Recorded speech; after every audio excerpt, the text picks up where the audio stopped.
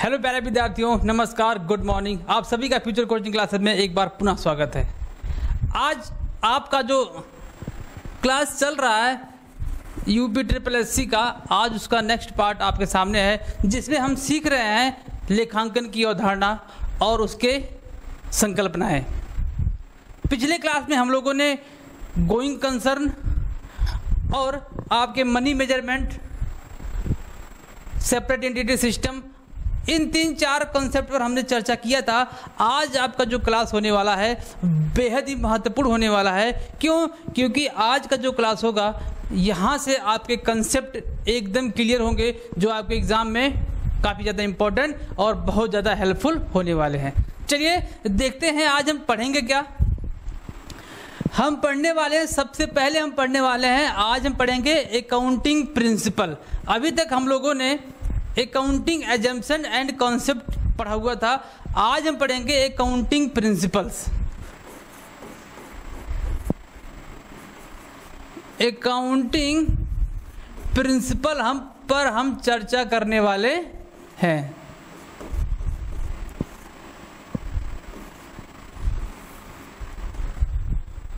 जिसमें सबसे पहला प्रिंसिपल हम देखेंगे डुअल एस्पेक्ट। हम लोगों ने इस पर इनडायरेक्टली चर्चा कर लिया है। कैसे सर चर्चा किया देखिएगा, हम लोगों ने इस पर चर्चा किया था।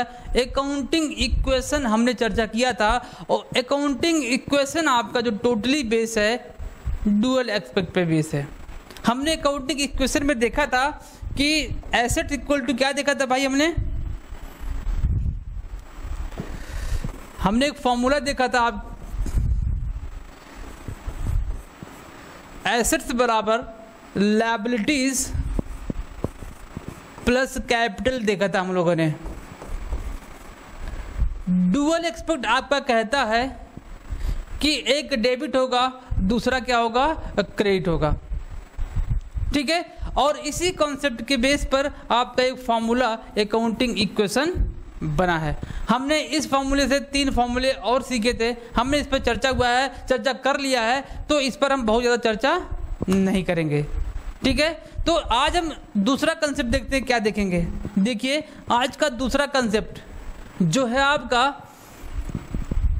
Principle of expense. क्या है? Principle of expense. पहले हम छोटे जो प्रिंसिपल हैं उस पर हम चर्चा कर लें, क्योंकि ये बहुत ज़्यादा खासा इंपॉर्टेंट तो है नहीं, लेकिन फिर भी हम इस पर चर्चा करेंगे। इसके बाद वाले जो होंगे वो काफ़ी ज़्यादा इंपॉर्टेंट होंगे। प्रिंसिपल ऑफ एक्सपेंस क्या कहता है?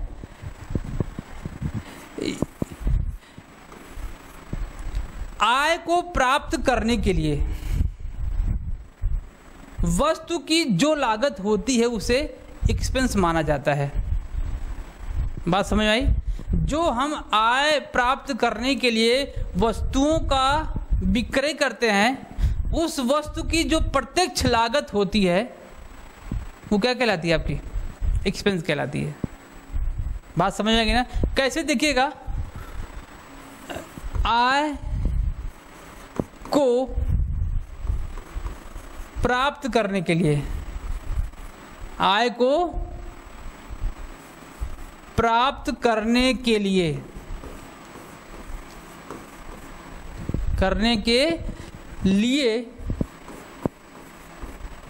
वस्तुओं की प्रत्यक्ष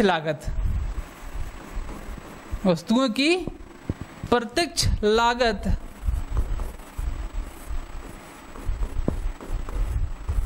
क्या कहलाएगी? व्यय कहलाएगा भाई। जैसे अब इसमें जैसे आएगा, जैसे कौन सा व्यय भाई? जैसे देखिए पहला व्यय आपका आएगा कच्चे माल की लागत। कच्चे माल की लागत,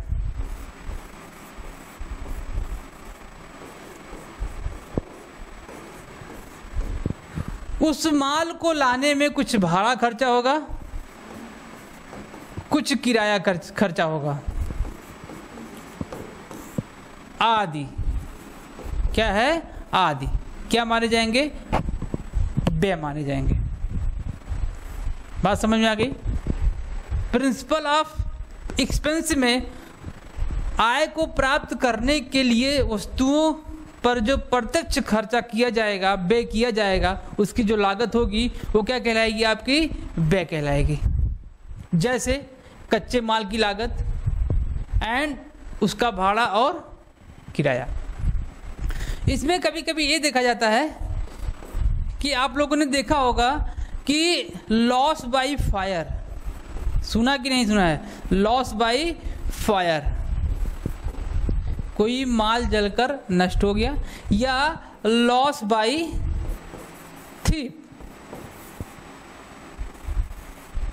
लॉस बाय थीफ, माल चोरी हो गया, माल का जो नुकसान हुआ वो जलकर नष्ट हुआ, जलकर नष्ट होगा तब हानि हो सकती है, कोई चुरा ले गया तब भी हानि हो सकती है। उसको भी इस कंसेप्ट के थ्रू क्या माना गया है? एक्सपेंस माना गया है। लेकिन कौन सा एक्सपेंस होगा? उस वित्तीय वर्ष में, जिस वित्तीय वर्ष में हम क्या कर रहे हैं? रिकॉर्ड कर रहे हैं जितने भी ट्रांजैक्शन हुए हैं, बुक्स ऑफ अकाउंटिंग जिस वित्तीय वर्ष में तैयार किया जा रहा है, उस वित्तीय वर्ष के लिए बात किया जाएगा। उस वित्तीय वर्ष के अंदर, वित्तीय वर्ष के अंदर जितने भी खर्चे होंगे वो क्या कहलाएगा? आपका व्यय कहलाएगा। ये कंसेप्ट आपका बहुत बड़ा नहीं है, इसीलिए हम इसको यहीं पर छोड़ते हैं। अब इस कंसेप्ट में इतना पॉइंट आप इसको नोट डाउन कर लीजिएगा, ठीक है? चलिए एक और छोटा सा कंसेप्ट देखते हैं। कौन सा कंसेप्ट है? कंसेप्ट कह रहा है कि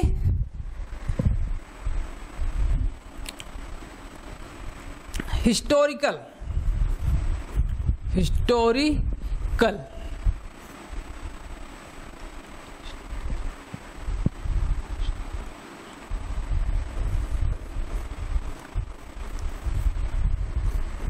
प्रिंसिपल,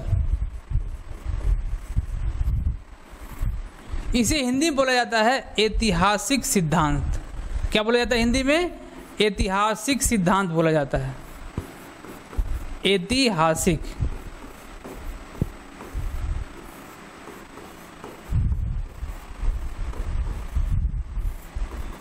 इसमें भी आपको बहुत ज़्यादा पढ़ने की ज़रूरत नहीं है। एक कंसेप्ट याद करिएगा, जो ऐतिहासिक सिद्धांत में बताया गया है कि किसी भी स्टॉक, ऐतिहासिक सिद्धांत जो होता है वो AS3 की बातें करता है, AS2 की बातें करता है। AS2 कहता है कि वैल्यूएशन ऑफ स्टॉक। इसमें बताया गया है जो भी हम किसी भी स्टॉक का वैल्यूएशन करेंगे, स्टॉक का वैल्यूएशन करेंगे, वो किस कॉस्ट पर होगी? उसका जो वास्तविक मूल्य होगा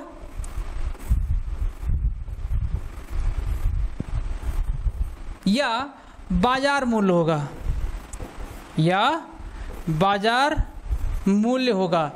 इन दोनों में जो सबसे कम होगा उसी के अकॉर्डिंग दोनों में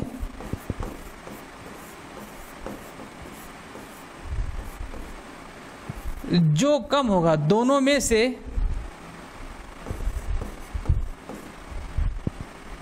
जो कम होगा उसी मूल्य पर इसका वैल्यूएशन किया जाएगा। बात समझ आ गई? ठीक है, तो इतना पॉइंट इसमें याद करना है आपको, इतना केवल बस कि स्टॉक का वैल्यूएशन किस मूल्य पर होगा, उसकी वास्तविक वैल्यू और मार्केट वैल्यू में दोनों में कंपेयर करेंगे, तुलना करके देखेंगे, जिसकी वैल्यू कम होगी उसी पर उसको हम क्या कर देंगे? वैल्यूएशन कर देंगे। ये क्या था? आपका हिस्टोरिकल प्रिंसिपल था। ये 3 प्रिंसिपल छोटे छोटे आपके लिए था। एक और छोटा सा देखते हैं, इसके बाद हम आगे चले हैं। छोटा सा देखिएगा, full disclosure, principle of full disclosure. Principle of full disclosure, disclosure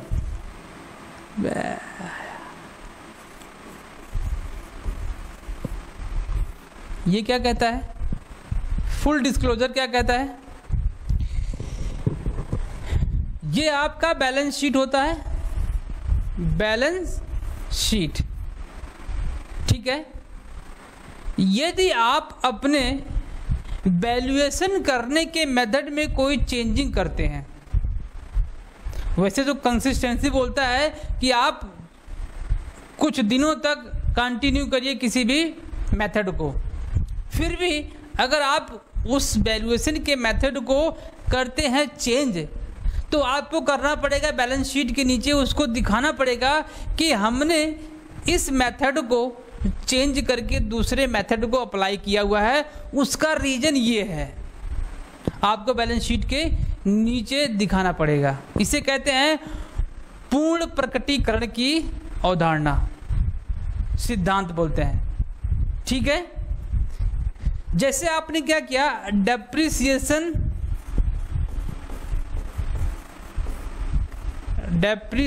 का मेथड आपने लगाया हुआ है स्ट्रेट लाइन मेथड, एसएलएम से आप डेप्रिसिएशन लगा रहे हैं। आपने 2, 3, 4 साल इसको क्या किया, कंटिन्यू किया, लेकिन आपको ऐसा लग रहा है इससे करने से हमको प्रॉफिट नहीं हो रहा है, हमको लॉस का सामना करना पड़ रहा है, हमारे एसेट की सही वैल्यू हमको पता नहीं चल रही है। तो क्या करेंगे, इसको चेंज करके आप WDV लगाना चाहेंगे, चेंज करेंगे और WDV लगाना चाहेंगे, तो इस मेथड को लगाने से पहले आपको उस वित्तीय वर्ष में बैलेंस शीट के नीचे टिप्पणी के रूप में या नोट्स के रूप में आपको दिखाना पड़ेगा कि संपत्तियों के ह्रास के मेथड को, जो SLM हम यूज करते थे, इस रीजन की वजह से हम इसको चेंज करके WDV लगाना चाहते हैं। यही मेथड अगर आप सेम कंडीशन स्टॉक के वैल्यूएशन में करते हैं, स्टॉक के वैल्यूएशन में करते हैं, तब भी आपको यही करना पड़ेगा।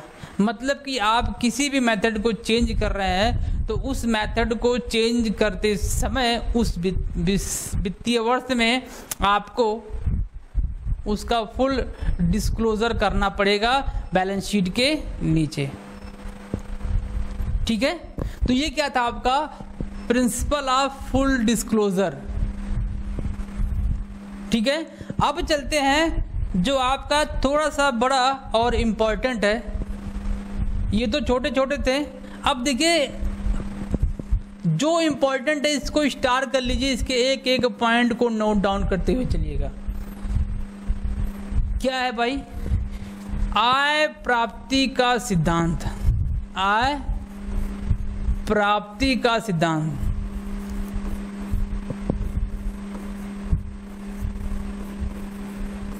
इसे बोलेंगे प्रिंसिपल ऑफ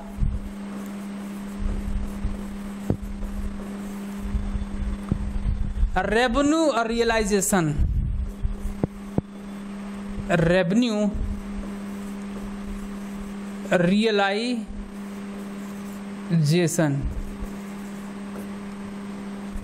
इसमें क्या होता है, एक एक पॉइंट को नोट डाउन करते चलिएगा, ठीक है। पहला पॉइंट कह रहा है कि हम उस आय को तभी आय मानेंगे जब ये कंडीशन फुलफिल होगा, तभी हम उसको आय मानेंगे। सबसे पहला कंडीशन, वह आय उस वित्तीय वर्ष के अंदर होना चाहिए, स्पेसिफिक पीरियड होना चाहिए, अवधि होना चाहिए कि इतने जोन के इतने टाइम के लिए हम इसका प्रॉफिट एंड लॉस तैयार कर रहे हैं। बात समझ में आएगी ना? तो उस क्या होना चाहिए, एक वित्तीय वर्ष के अंदर पहला कंडीशन होगा, तभी वो क्या माना जाएगा, आय माना जाएगा, अदरवाइज आय नहीं माना जाएगा। पहला देखते हैं बिक्री के संबंध में। किसके संबंध में? बिक्री के संबंध में कब वो आय माना जाएगा। बिक्री के संबंध में क्या हो, माल की बिक्री हो गई हो, माल की बिक्री हो गई हो,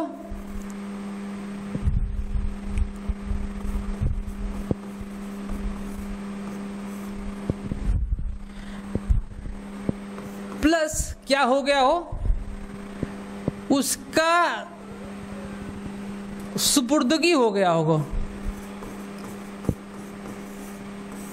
जिसको बेचा हो उसको आपने वह माल सौंप दिया हो, प्लस जो इनवॉइस का काम है, बीजक का कार्य है, वो भी कंप्लीट हो गया हो, और इस विक्रय के संबंध में कोई भी अनिश्चितता ना हो,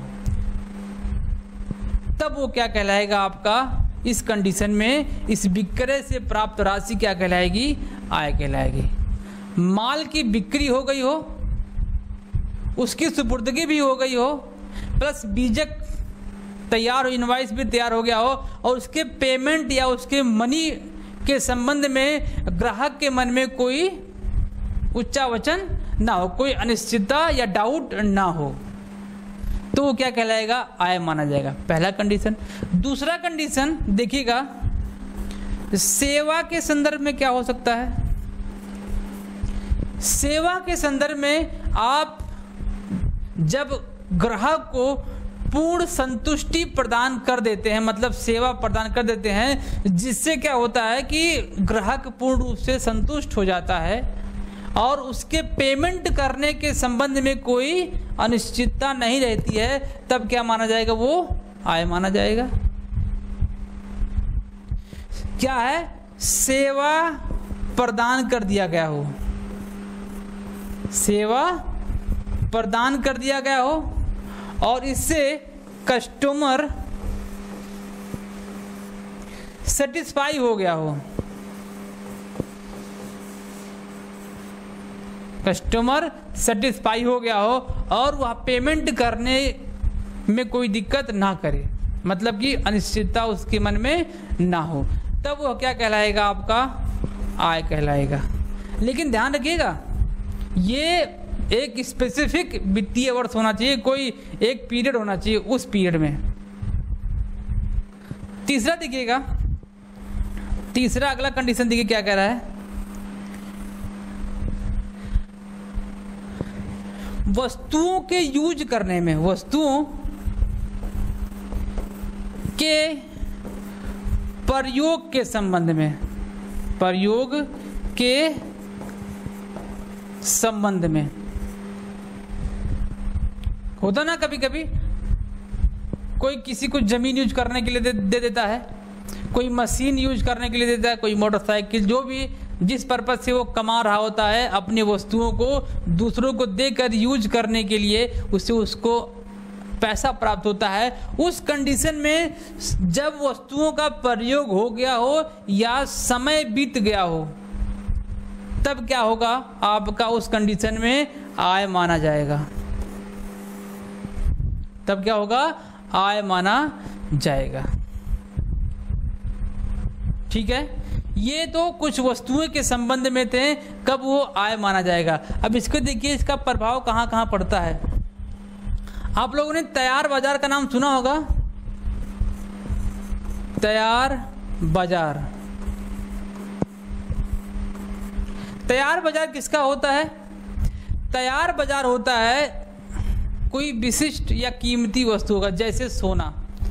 सोना का जब उत्पादन हो जाता है वह तुरंत रिकॉग्नाइज हो जाता है इनकम में। जैसे आपका उत्पादन हुआ उसी दिन उसको क्या मान लिया जाता है कि उसकी आय रिसीव हो गई, आय मान ली जाती है।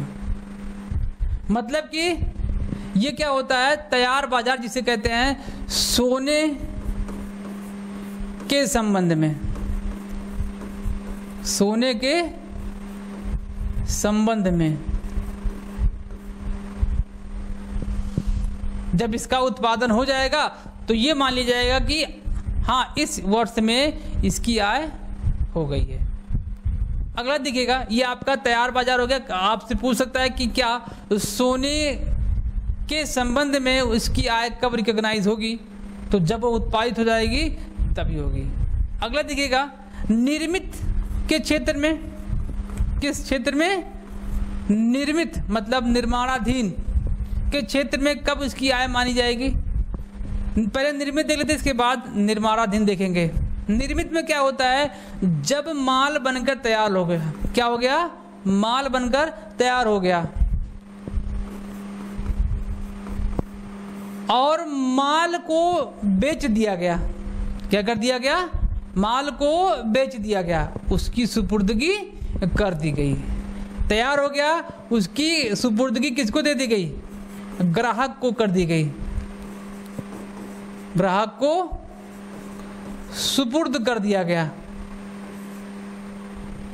तब उस समय क्या माना जाएगा? आय माना जाएगा। निर्मित हो गया, बनकर तैयार हो गया, उसको सेल कर दिया गया और क्या कर दिया गया? सुपुर्द कर दिया गया किसको? जिसने खरीदा है। ठीक है। निर्माणाधीन में देखिए कब आय मानी जाएगी? निर्माणाधीन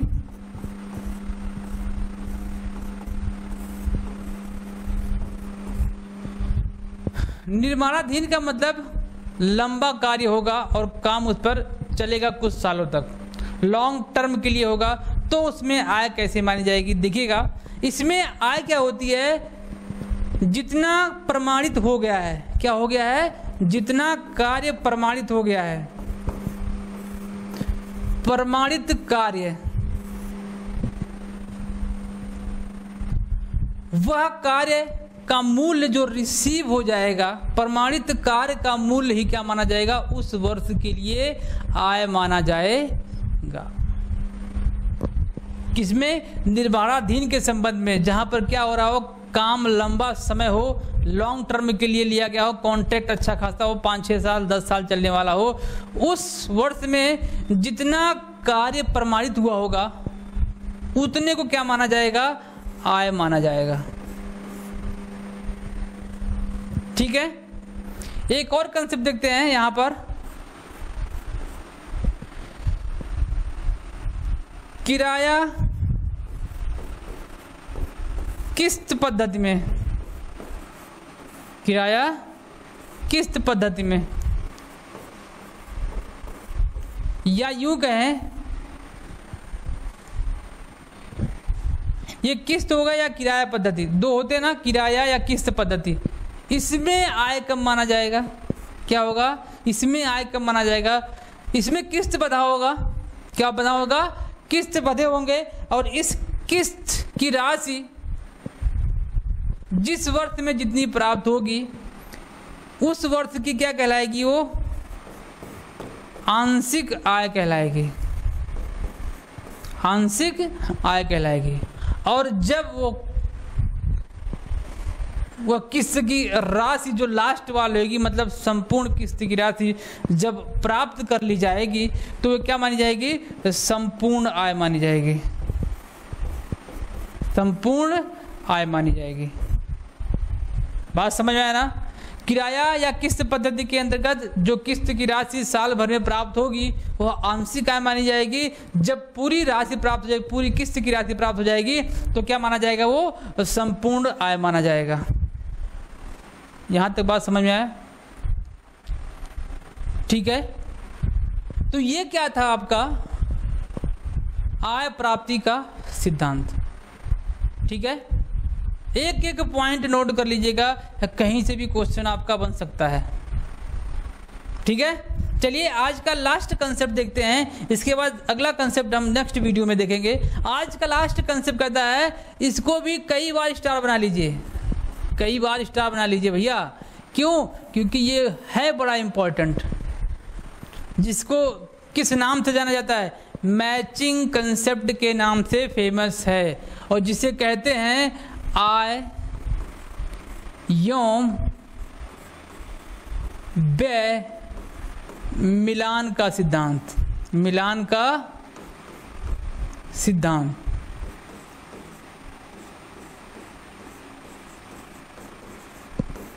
इंग्लिश में क्या बोलेंगे? प्रिंसिपल ऑफ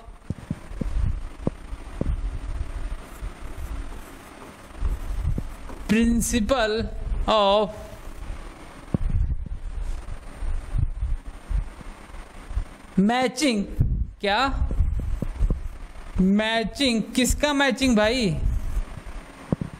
रेवेन्यू का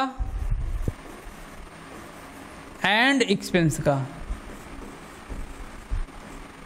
रेवेन्यू एंड एक्सपेंस का।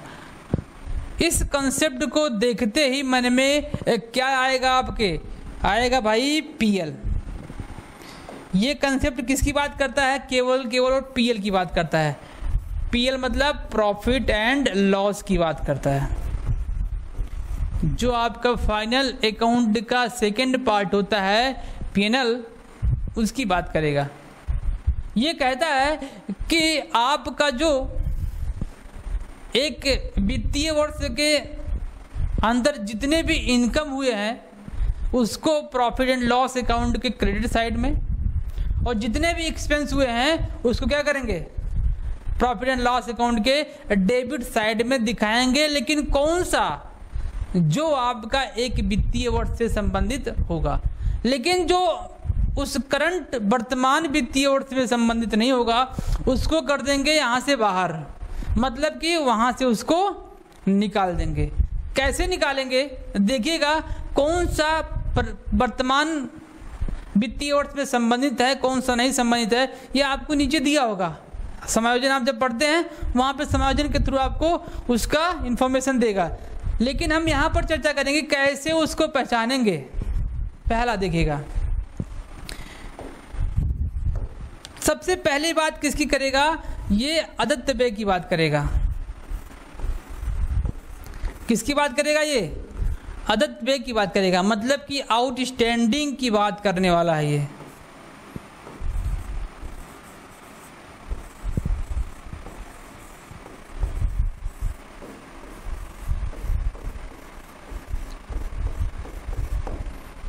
आउटस्टैंडिंग एक्सपेंस की बात करने वाला है।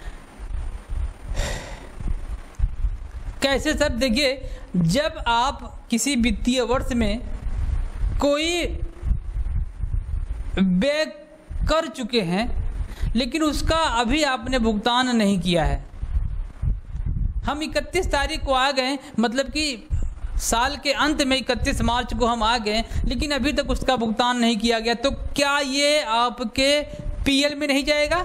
जी बिल्कुल जाएगा।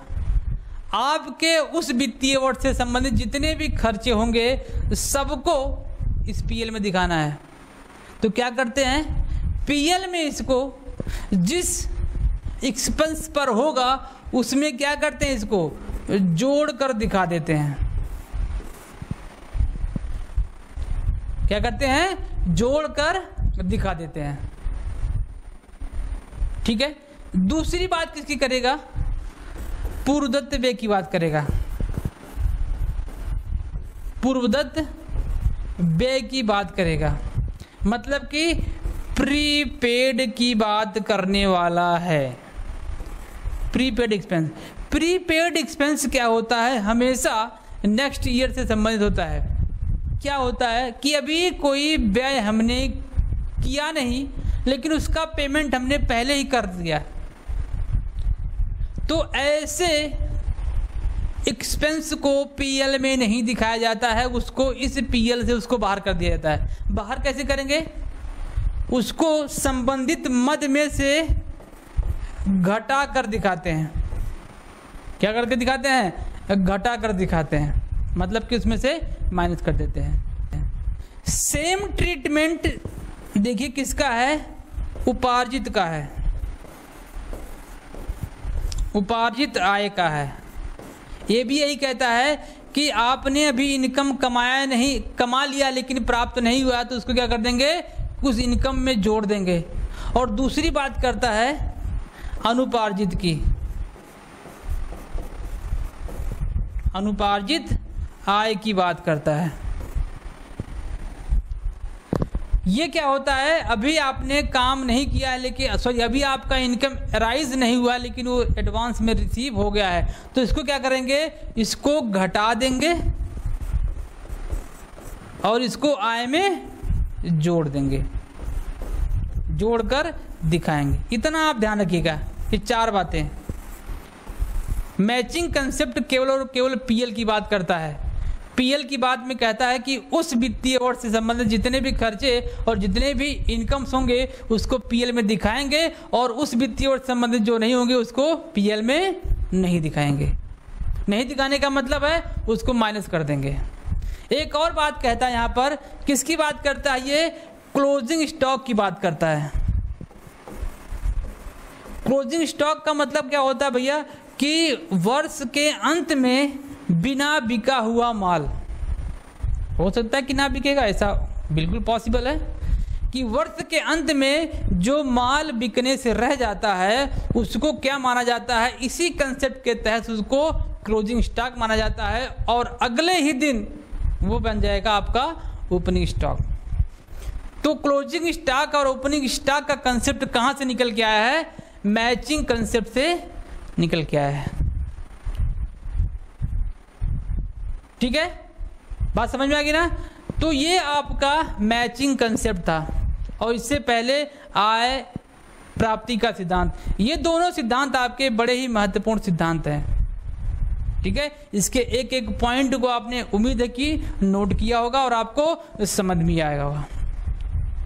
ठीक है, तो आज की क्लास को यहीं पर करते हैं क्लोज, और मिलते हैं आपसे कल एक और नए कंसेप्ट के साथ, जो आपका लास्ट क्लास होगा कंसेप्ट पर।